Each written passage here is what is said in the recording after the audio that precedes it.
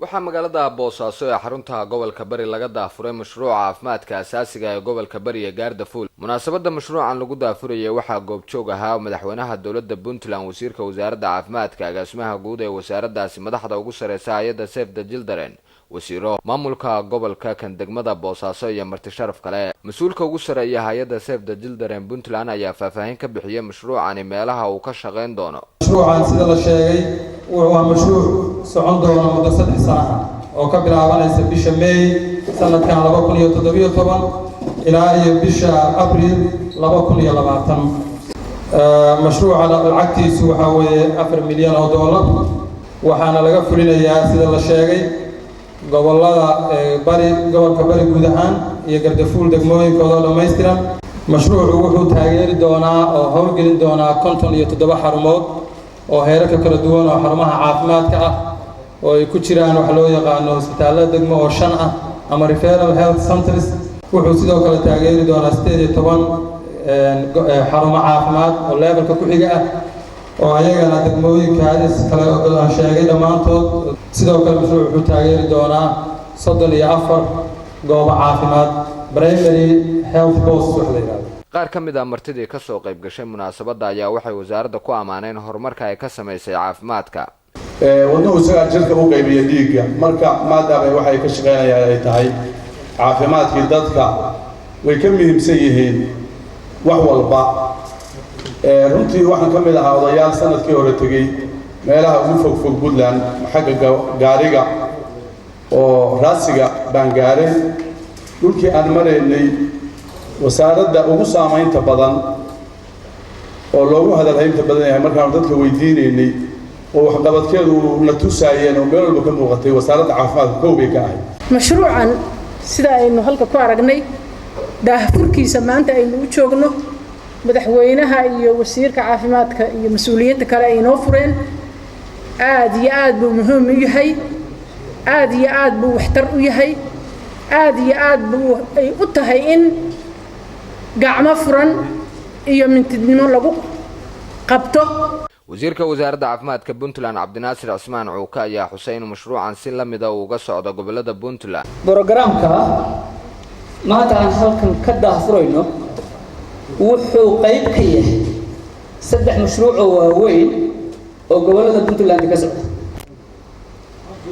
mashruuc waa mid ka mudug iyo nugaala, mashruuc waa mid ka Karkaar ka socda, mashruucna waa mid ka Bari iyo Gaardafuul ka socda. mashruuca mudug iyo nugaal Sharman baa bixinaya fandikiisa. mashruuca Karkaar waxaa bixinaya Ingiriiska UK. mashruucana sidii la xusay waddanka Sweden iyo Switzerland baa bixinaya. shaqaalaha guud oo Puntland maanta waa 2700 inta uu marayo. xarumaha guudna waa 251 oo aysan ku jirin isbitaalada waaweyn. isbitaalada waaweyn waxaan uga reebnay secondary care baa la yiraahdaa, waa wax gaar ah oo maamul gaar ah iyo funding fara badan u baahan. saddexda mashruuc oo waaweyn hadda aan sheegnay 80% meelaha uu ka hirgelaya waa meelaha laamiga ka baxsan. hadalla waxaa jiray oranaya maxaan ku raahdaa laamiga ku kooban yihiin laamiga 20 baa ka ah programkaas. wixii aan istaalahayn isbitaalada kuma jiraan mashaariicda marka. mahad gaar ah aan u celiyo marka wadamada sida gaarka gacanta loo siiyay. midda kale badda tan iyo badda kale oo rogan haddii Rabbi idmo waxaa kaabiga noo soo saaran laash ambulance oo hooyada lagala soo cararaya caluuliya qandaliya lagu keeni karo isla markii Boosaaso hadda xarunta laga qaban karo. madaxweynaha dowladda Puntland Cabdiweli Maxamed Cali Gaas oo mashruucan si rasmi ah u daafuray ayaa wasaaradda ku amaanay horumarka ay ka sameysay caafimaadka. banaanka dowladdu insha Allah iyo dowladihii hore ay ku imaan doonaan objective-ka ugu weyn ee Puntland ay ka leedahay caafimaadka iyo waxbarashadu waxa weeye qof kasta oo Puntland ku nool ama tuulo ha joogo ama magaalo weyn ha jooge waa inuu helaa caafimaad, waa inuu helaa waxbarasho, waa inuu helaa biyo la cabo, waa inay jirtaa jid aada meeshaas. hadda dib baa laga hadlayaa jidadka.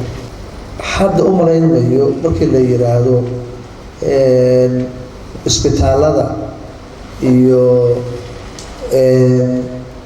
health centerska iyo health booska waxay yidhaahdaan ugu magacaabaan waa rug caafimaad iyo isbitaal iyo referral center. waxaan marnayaa hadda 80% haddaan aanan khaldanan iyo wax la mid in maanta caafimaadku u gaarsiisan yahay. waxaan rabnaa marka sababta aan mar walba aan u leenahay hal la gaaro dadka aan la gaarin dadka Puntland jooga dadku xuquuq weey. waxaan rabaa qofka tibirsho ku nool iyo qofka boosaaso ku nool isku si adeega dawladda inay u helaan caafimaadka u helaan waxbarashada u helaan biyaha u helaan dadka ay saan ognahay waxay ku nool yihiin badidood ay ka baxsan laamiga iyo magaalooyinka waaweyn. marka mar walba lagu hayo niyadda lagu hayo aan ogaano meesha la gaari karo lama gaari karo inaan la oran lama gaari karee baan noqonaa sidii loo gaaray.